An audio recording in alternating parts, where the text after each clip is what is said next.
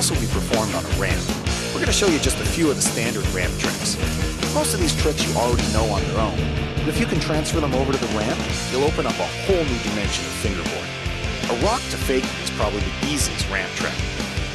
Simply ride up and touch the board to the lip of the ramp. Balance the center of the board on the coping and tap the front wheels on the ledge.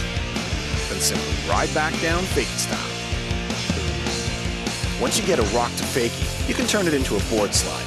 To perform a board slide, start the same way you would if you're going to do a rock to fakie, but instead of just rocking on the lip of the ramp, push the board across the coping and then dismount, fakie style. If you want to take the next step, try a blunt.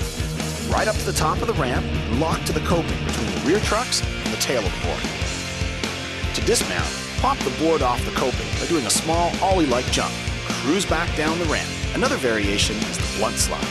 It's adding the same movement as you did with the board slide. Once you lock into the blunt, slide the board across the coping and dismount the same way you do with a standard game. A 50-50 is a very cool ramp trick to master. Perform a 50-50, ride up the ramp and turn the board when you get to the top.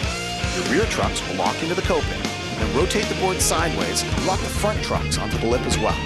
Push the board across the ramp as you would with any other slide. To dismount, lift up the front of the board and turn it to face downwards. Your rear trucks will unhinge while you rotate, and then just cruise back down the ramp.